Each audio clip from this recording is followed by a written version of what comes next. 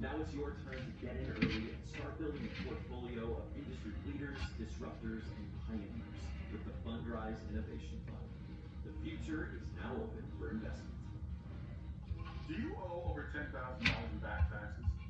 Kevin Sorbo here with an important message. The Biden administration has proposed an $80 billion plan to boost IRS collections. This means they could garnish your wages, levy your bank account, and even seize your property.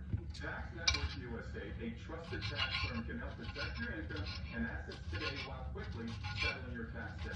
But you have to act now while you still have options. Call Tax Network USA today.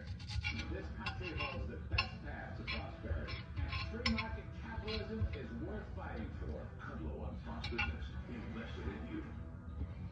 If you're like I was, you're tired of worn-out plastic mats under your office chair. They dent and crack, and they're uncomfortable to roll on. I found a premium alternative, a glass chair mat by Vitraza. I liked it so much, I bought the company.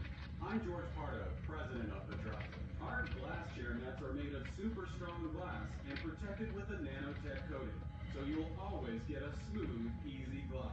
And they're beautiful. Tired of replacing plastic? I promise this is the last chair mat you'll need. And we give you a lifetime warranty. Comfort, style, durability. A Vitraza glass chair mat will completely transform your workspace, home office or office office. We stock 18 popular sizes, and we ship free to anywhere in the lower 48. Get the look you deserve. I invite you to shop online at Vitraza.com. Use promo code TV and save 10% on any glass chair mat at Vitraza.com. Never clean your gutters again with LeakGuard. LeakGuard's seamless design keeps leaks, pests, and sediment out while directing water away from your home, giving you peace of mind that your home and family are protected from water damage with the industry's premier maintenance-free gutter system. Call 844-6LeakGuard right now for a free estimate and save 20% plus $500 off your purchase and installation. LeakGuard. Get it today. Protect it for life. Breaking news, President Joe Biden arriving in Chicago just moments ago. There's video of him getting off Air Force One. He'll be speaking tonight, as you know, at the Democratic National Convention. Ahead of that, pro-Palestinian protesters have wasted no time in making their displeasure known about his administration's policies, particularly when it comes to the Israel-Hamas war. Yesterday, marchers took over the Loop in Chicago, and today the pro-Palestinian group March on the DNC held speeches at Union Park before marking a pre-approved route outside the DNC venue. Fox News correspondent Steve Harrigan is there right now. And Steve, tell us what you're seeing. Organizers for these protests began arriving here just after dawn. They've been hearing speeches ever since then, speeches that have attacked Kamala Harris and the Democratic Party. They are finally getting ready to march now. They have a pre-approved route of about 1 mile, a loop about several blocks from the convention center. It's going to be a question whether or not they stay on that loop. We had about 2,000 protesters here, mostly pro-Palestinians. We also saw a tiny group of people holding Israeli flags. We talked to them and asked one of them why. Over the past few months, we've seen an explosion of anti-Semitism. My primary concern, as an individual, is just showing the Jewish community that we love them, that we care for them. I can see rows of police in the background, many of them on bicycles. So far, things have been orderly here, but daytime protests often change dramatically overnight. Back to you. Steve Harrigan, thank you very much. Peace presence there. We'll be watching the closing bell. We are 4.5 minutes away. We need you to keep an eye on the NASDAQ. It is on pace to exit correction territory if it closes up at least 183.67 points. Right now, the NASDAQ has already done it. It's up 223 points. A big winner here. Advanced Micro Devices, and I'm just going to look at some of the other leaders on the NASDAQ that are getting us there. We've got Illumina, Moderna, NVIDIA, Dexcom, and Tesla in the top leadership positions. Lowe's Company reports out before the break tomorrow as we await results from the home improvement chain. We're looking at mortgage rates that's starting to soften. Our countdown closer says he's got a home builder pick. Joining us now, $1.2 billion in assets under management. Turtle Creek Wealth Advisors Chief Market Strategist David good to see you. Well, it's interesting because the Home Depots and the Lowe's of the world have different shades of involvement in the housing market, but I would certainly imagine that this will be very closely watched. That said, how are you looking at the housing market at the moment? Well, there's clearly an undersupply of housing in this country, Liz. We need a lot more homes, several million, for the demand for housing. A company like Lennar is very well positioned to meet that demand. Mortgage rates are falling. With the Fed cutting rates, we're going to see mortgage rates fall even further. Lennar is very well positioned to take advantage of it. Vertically integrated. They do multifamily. They provide mortgage financing, land development, land sales. So they're the leader in the clubhouse in our mind, and someone who's going to take advantage of this demand that needs to be filled. Yeah, the demand is extremely important. So Lennar up 2.25% at the moment. You're picking Applied Materials too, which is a semiconductor equipment maker. The equipment makers, there are fewer of them than the actual chip makers. AMAT has been a stalwart and a leader. Right now it's at 1.5%, but if you stretch it out, it has had a pretty darn good year, just like a lot of the chip industry itself. Where do you see this company going? Because there are a few competitors in there. Yeah, so Applied Materials is like the picks and shovels of the semi industry. Yeah, exactly. There's clearly a play on semis. There's clearly a play on artificial intelligence. We just saw a really good quarter from them that they reported last week. Revenues, earnings, margins, all ahead of expectations. They raised guidance for the next quarter. We just think they're very well positioned to benefit from what is still a dearth of semis in this country and for the needs that we have, growing industries that need semis. And so this is a place that we think looks good. They're still down 18% from their recent highs. From a valuation perspective, we're trading about 22 times, growing earnings at 15% or more. Looks like a really good place to be if you want to be in the tech space. In the tech space. Are you an all-in stocks kind of guy right now? As we start to see interest rates falling, treasury yields slightly down, they're certainly nowhere near where they were when we were looking at highs over the past year. So David, is there a place in a portfolio right now for bonds when you start to see that this is an extended rally? And we know that Jay Powell on Friday is going to give a speech. What we don't know is whether he'll say it's a 25 basis point cut in September, a 50 basis point cut, or nothing. So give me your sense of where rates go and whether it's really a much better bet to be in stocks. Liz, I'm always a proponent of a balanced portfolio. Long-term investors have to be balanced. And you've got opportunities today in bonds that you haven't had in almost 20 years. So I would very much recommend having bonds as a part of your portfolio. We believe the Fed's going to cut 25 basis points in September and then another 25 or 50 before year end. What we want to see is those rate cuts be a way to normalize rates, not the Fed panicking because the economy's falling off a cliff. But we need to normalize. We need to get rates down to a normal level.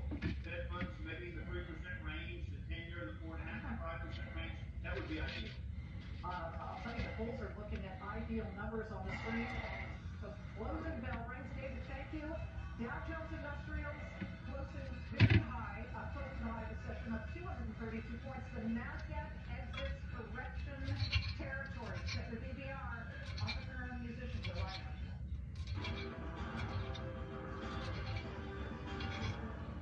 Hello, folks, and welcome to a special edition of Kudlow. I'm David Asman, in for Larry Kudlow. Well, Joe Biden passes the torch tonight at the DNC on to Vice President Kamala Harris, but what is it really that he's passing? Well, an unprecedented plan for a government takeover of much of the economy, it seems. Price controls on food, housing, and, of course, her former commitment to completely socializing our nation's health care, and a hodgepodge of new tax hikes to pay for it all. Former House Speaker Newt Gingrich will weigh in on all of that in just a moment.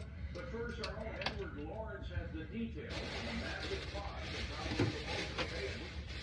So we talk about working, so if you like clean up on aisle 6, you have Harris talking about this cleanup, which is on this cleanup, as the Vice President was trying to do. The Vice President not only in her speech did she unify herself behind Bidenomics going forward, but she pitched even more spending. The Committee for Responsible Federal Budget says the Vice President's economic plans in all add $2.1 trillion to the federal deficit over the next 10 years.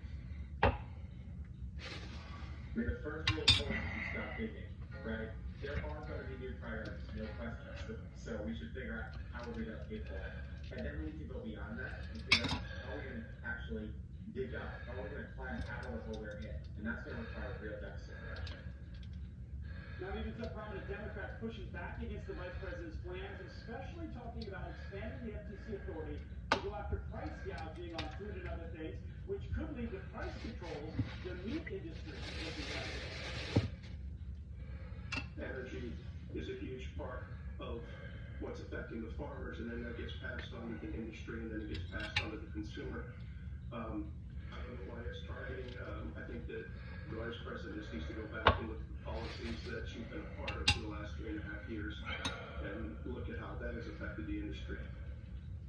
So when the Committee for Responsible Federal Budget looked at former President Trump's plans, the numbers changed a little bit. No tax on tips, which Trump first mentioned and the vice president copied, would add about $200 billion to the deficit over 10 years. The big expense, eliminating taxes on Social Security, but the 10% tariff on goods the former president proposes would cover these shortfalls. There'd actually be a decrease of $700 billion under the former president's plan. Now, if the Trump tax cuts were passed by Congress or were extended, then that would change the numbers for both of the plans to the negative. But as it stands, you see the former president reducing the deficit by $700 billion in his plans. See, you'll never be good at politics. You always let facts get in the way of things, Edward. That's your problem. That's why we adore you. Thank you so much for that. Appreciate it. Joining me now is former Speaker of the House, Gingrich. Great to see you. Thank you for being here. We're going to get into the whole price control business in just a second. I want to first talk about our sitting president of the United States doing the opening act tonight, the indignity of a man who clearly wanted to run for a second term, who was not allowed to run, and now you have people like Senator Chris Coons trying to rewrite the history of what actually happened just a couple of weeks ago. I want to play Senator Coons and get your reaction. Roll tape. I think President Biden just made one of the most selfless decisions of any elected official I've ever seen in choosing to step aside and let his trusted, valued vice president step forward as our standard bearer for this election. He always wanted to be a transition to the next generation of leadership. Newt choosing to step aside. I mean, by all accounts, there was no choice made. What do you will his revisionism stand the test of time? No, it's silly. Look, the fact is, Joe Biden is not passing the torch. Nancy Pelosi and a bunch of other bosses took the torch out of his hand, told him if he didn't announce he's stepping down, they would throw him out. He accepted grudgingly, and I think bitterly, that he would face reality, that after the debate that he lost to Trump so badly that there was no support left for him. But this is not a pleasant passing of the torch. This is a bye-bye Joe, because it was inconvenient to the Democratic Party to have somebody that they were pretty sure was going to lose. And then, of course, he passed it on to Kamala Harris, the vice president, who was running around talking about that when she's in on day one. Well, this is, I think, day 1307 of her vice presidency. She can't get away from the fact that it was the Biden-Harris ticket, it was the Biden-Harris plan, that she voted to break the tie in the Senate several times on some of the biggest spending bills. But she would like to, which I think she won't be able to do. But also, what torch is she passing? She's passing over, she's taking a socialist path right now. I mean, that became clear by what we heard on Friday, which was an extraordinary pile-on of socialist ideas, waging price controls, supposedly only if there is price gouging. The rules of what price gouging actually is to effectuate that process of price controls. But price controls on food, on housing, rent control, nationalized rent control, and of course she believes in socialized medicine. So food, rent, and health care will be controlled by the government. Doesn't that make us all wards of the state? Well, it's almost nutty. I think they've spent the last couple of weeks trying to move her to the center, trying to claim she was not a San Francisco radical. And then she goes out on the Friday before the convention and gives this speech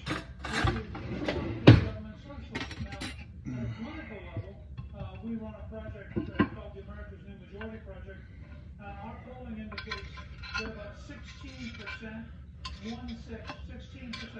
of the country favors big government socialism. About 59% favor free market capitalism. And she walks in and says, I'm going to dramatically expand spending in the average American. That will increase inflation.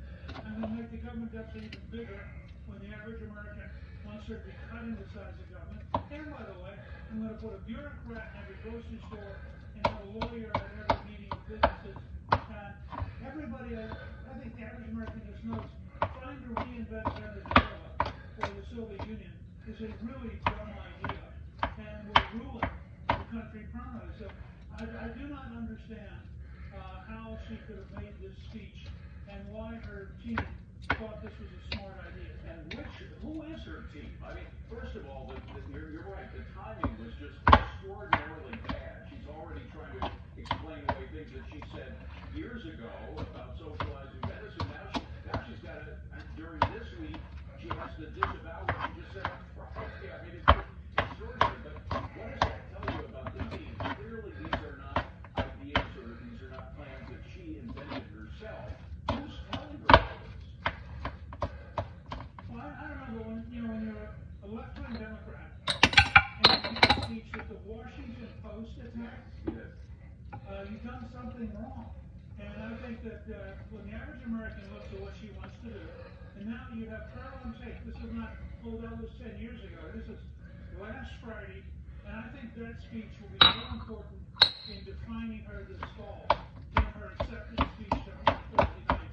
Because that speech is so radical, so much big government socialism, that if some people just look at it, they're going to make sure that every single American knows the level of government control she stands for and the disaster that would be economically. Well, you mentioned the Washington Post. There's also the New York Times. Jason Furman, the former Obama advisor, said it wasn't the idea. Even CNN, in fact, top CNN economic analysts saying that it was reminiscent of what they had in Venezuela or the old Soviet Union. So I really don't know the timing, as you mentioned, of this thing and the actual substance, such as it is, of a socialist economic plan. Do you think she's going to try to bury it this week, or will she somehow be forced to revive that plan during some speech that she's going to make at the end of the week? I think they're going to give Donald Trump the debate. I mean, all Trump has to do is walk into the debate and say, how are you going to do all this? How many bureaucrats are you going to hire? How many government officers are you going to create? And she will never get her way out of the hole she's created. And you know what really got me by skin was hearing her use a phrase that I first heard from Newt Gingrich back in 1983, the Opportunity Society. She claims that this huge, tremendous increase in the role of government in our lives, in the food we eat, our housing, and of course our healthcare, that this is all an opportunity society, which of course you phrase as a conservative opportunity society. Where did you get that phrase? Well, I'm sorry. Let me just play it. So for those who haven't heard, I realize we now have the soundbite. Roll that tape. Together, we will build what I call an opportunity economy. An opportunity economy. An economy where everyone can compete and have a real chance to succeed. She mentions opportunity, she mentions competition, and here's from the New York Times, a piece in 1983. It says, Mr. Gingrich is an avid phrase maker, and he has dubbed his vision of the future the Conservative Opportunity Society. So she's not only branching out in terms of her socialist economic policy, but also in terms of what you mentioned 40 years ago. Well, it's language which works. It was language which enabled us to win control for Republicans for the first time in 40 years. I think it's something that Donald Trump believes in deeply. But I would just say that you really believe having another bureaucrat ruin every grocery store, having the federal government check every price is an opportunity? I think it's a burden, and I think it's a threat. If they have that much power, we have no freedom left. Very quickly, final point, to give you a reaction here, but she also learned not only plagiarism from Joe Biden, she learned how to defy the law by Joe Biden. I mean, Joe Biden, on so many occasions, defied the law, most notably with his bailout, student loan bailouts, which the Supreme Court told him he couldn't do. They're supposed to be the final word on what you can and cannot do if you're in government. He ignored that, continues to this day to change the regulations for student loan bailouts. Do you think that if she wins the presidency and there is not a Democrat majority in the House or the Senate, that she'll find a way of calling it an emergency, coming out with executive orders, and changing the regs to do some of these things without her? Well, look, I don't think they have much regard for the rule of law. You saw that with the way that she and her running mate, Governor Walz, handled the riots in Minneapolis in 2020. I mean, the fact is, they consistently favored